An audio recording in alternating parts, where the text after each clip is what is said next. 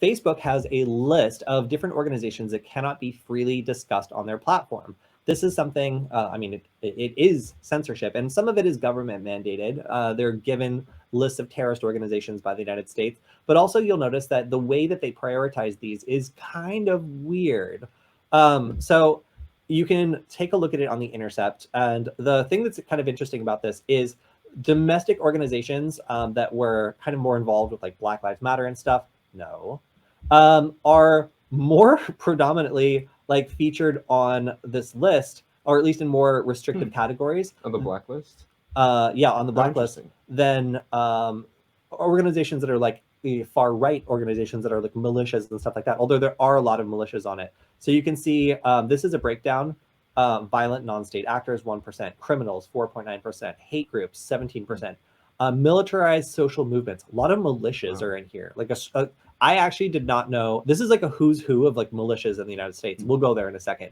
Terrorism, 53%. So let's go and just take a look at the friggin' list, huh? Where is it? Okay, so these are guidelines. So this is like what people use in order to actually like sort out whether or not they can apply these rules. So this is like important context, but actually not what I'm looking for.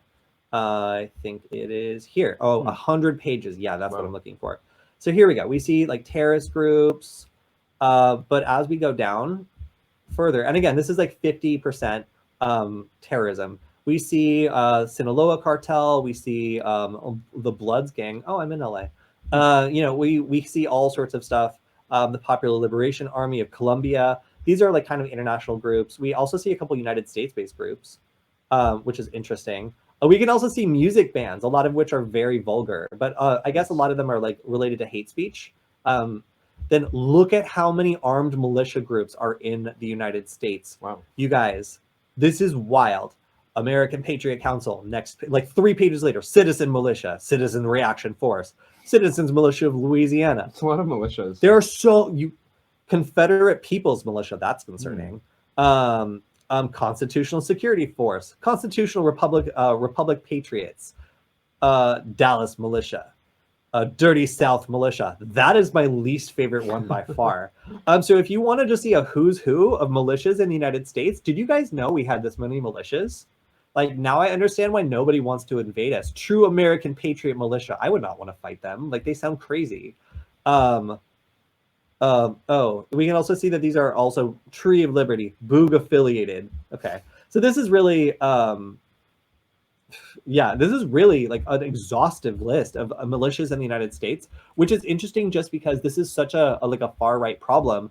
But these are dangerous or individuals and organizations. This is still on a less restrictive list, tier of the list than some other like organizations that might be considered to have like less of a threat profile because they're not as like heavily armed or like professed against the government. But you know, that's really the kind of the meat of this. Is like, it's interesting to see who is banned from being discussed on Facebook and how they're organizing this sort of data. So all in all, very interesting look into the censorship that Facebook does in order to try to keep their platform secure. But there's a lot of nuance here and also a lot of kind of surprising entries on this list, although a lot of it is just from like an international terrorism database supplied by the United States.